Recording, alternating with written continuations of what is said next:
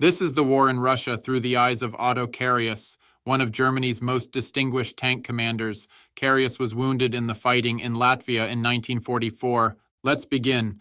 Of all the untold good wishes from the front and from home, I enjoyed the letters that my company sent me in the hospital the most. Of those, I especially enjoyed the writings of my fatherly friend, the term that I really must apply to our Stabsfeldwebel. I was always up to date on the company through his letters. Rieger had written quite guardedly to my mother when he couldn't find out anything definite about me. He wanted to determine whether I had made it home alive. We were corresponding with one another shortly thereafter.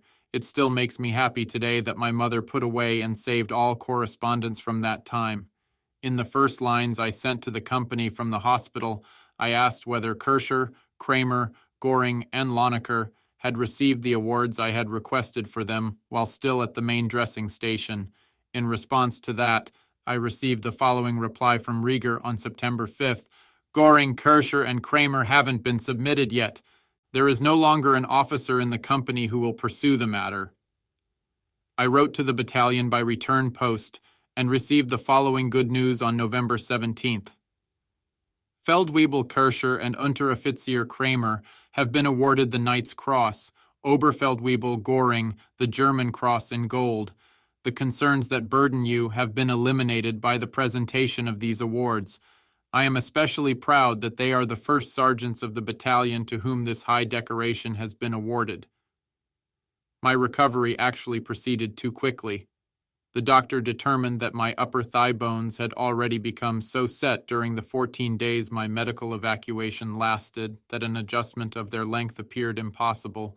Despite that, I was still put in a Thomas stretch splint. That was a fine affair. Despite all efforts, however, my leg remained shorter. I was just happy that it had set so quickly.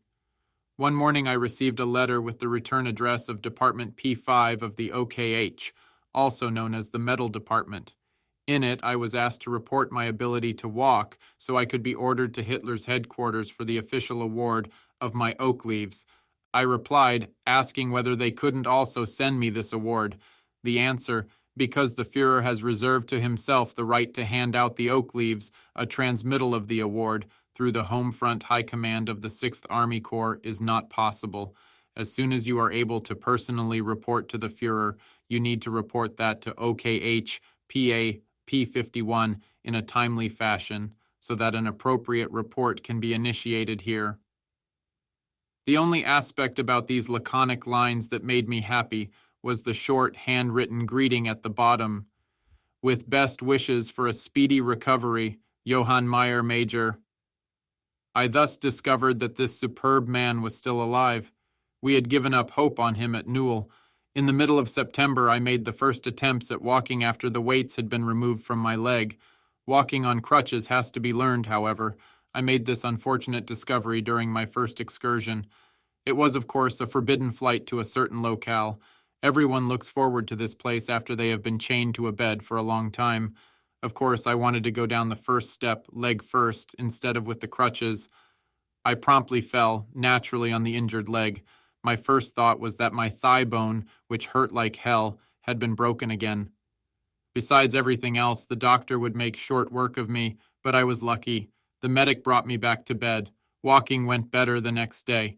Through hard training, I got to the point after 14 days that I could walk with 2 canes. After an additional 14 days, things were working with only 1 cane.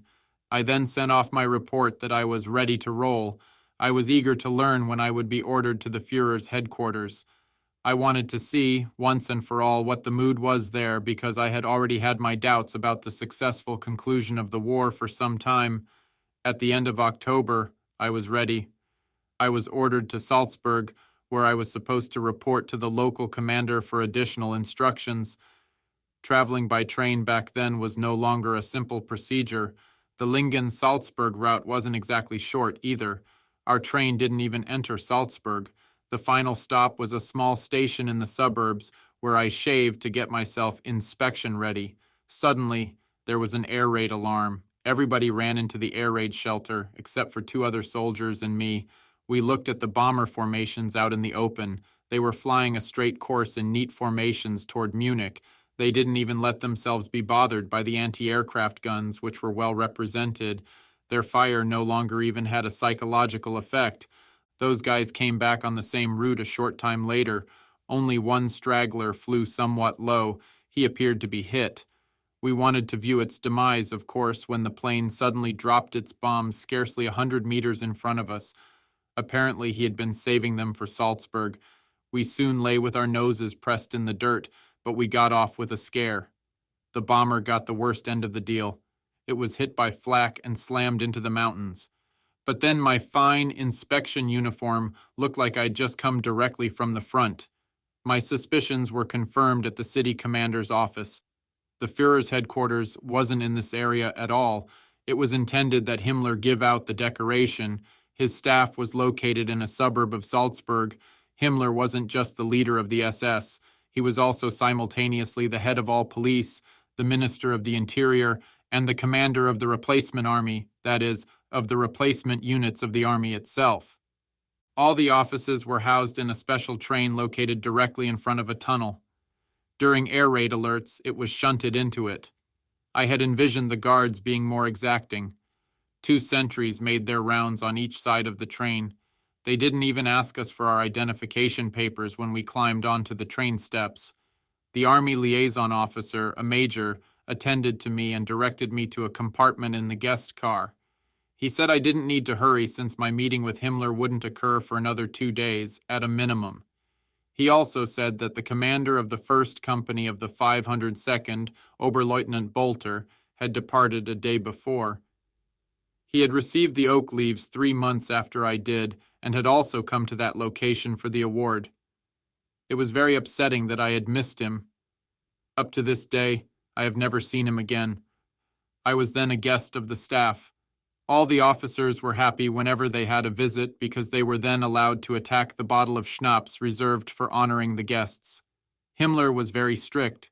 He didn't drink alcohol himself. And everyone, from the general down to the lieutenant, had to peel their own boiled potatoes during the meal. The major guided me through the individual sections of the train. I was amazed that so many offices were housed in the cars. Of course, one question interested me the most. What course will the war take? And what do they think about it here? Many new weapons were being shown in the movies, jets and manned anti-aircraft rockets. There were already so many reports of volunteers to crew the rockets that only a small portion of them could be used. I saw these reports on the volunteers with my own eyes. It was intended to bring down several bombers at one time with these rockets. Other items had been shown, remote-controlled anti-aircraft bombs, new types of poisonous gases, Tauben, and new submarines that couldn't be detected by sonar. There were also night vision devices for tanks and long-range bombers, which could reach America. The smashing of the atom was also portrayed by means of a model. That was a process I couldn't follow with my knowledge back then. It didn't become clear to me until after the war in the course of my studies. I also discovered that heavy water was required for this process. Through treachery, our factory in Norway had fallen victim to an attack. Even the 2 rail cars that were able to be saved were blown sky high on the ferry that was intended to bring them to Germany. It was claimed that this loss had set us back a minimum of 2 years. Because of that, the eastern and western fronts had to be kept clear of the German borders for at least a year.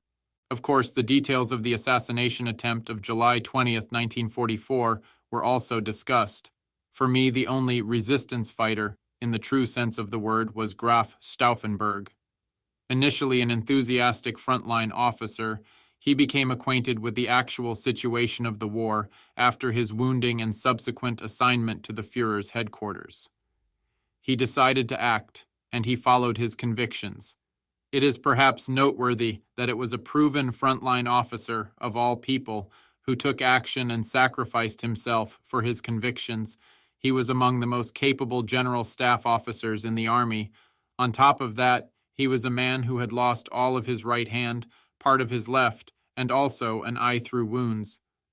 The fact that Graf Stauffenberg didn't join the resistance group until late is proof positive of the indecisiveness of all the others who had planned an assassination since 1938, but who had never found an executioner.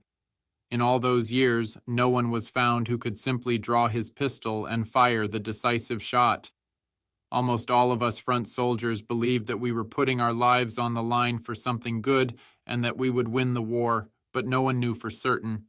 The leaders of the resistance groups were not only convinced that their sacrifice would be beneficial to the fatherland, but they also knew that only the timely liquidation of Hitler could save Germany. This is according to statements of the survivors and the judgment of the biographers. From every soldier in the world, it is demanded that he put his life on the line for his country during war. He must do this without asking whether he will sacrifice himself for a good and just cause, or even for one that promises success. Why then are we supposed to relieve the men of the resistance groups of their obligation to go into action in a timely and ruthless fashion? They knew, after all, that their deeds and their sacrifices could only save Germany when they acted in a timely fashion. The failure to act on that last factor remains incomprehensible to us combat soldiers. What would have happened if Hitler really would have been killed on July 20th, 1944? What hopes could Germany have placed in these men who, after so many years, didn't understand how to plan an attack on Hitler that simply had to be successful? The conspirators never would have been in control. In any case, as can be proven, the laughing third party was the Allies, who never were ready to offer guarantees to the resistance group. The hate of the Western world, and the even more justifiable hate of the Russians, didn't just apply to Hitler, it applied to the entire German population as well. Just look at the treaty in Yalta and the negotiations that led to it. Whoever wants to start a revolution has to place his bet on one card. Either that, or he has to give up the rebelling and submerge among the army of gripers and saboteurs who were, are, and always will be in every state and every regime. Every decent combat soldier will resist, and rightly so, the fact that secret grumbling and treacherous sabotage are valued higher than the risk of one's life at the front, especially when the survivors and those in on the secret of the resistance groups often allowed modesty, which characterizes true idealists, to disappear after 1945. Unfortunately, the men who were executed after July 20th, 1944, didn't obtain anything for their people. Many of them acted out of conviction. In no way, however, have they earned more recognition and respect than any soldier who died faithfully and silently at the front for his homeland. The dead of the resistance groups did not risk or lose any less, but also not any more, than those who fell in battle, their lives. This concludes the 24th part of the story. Thank you very much for listening. Please subscribe for more episodes and leave a comment.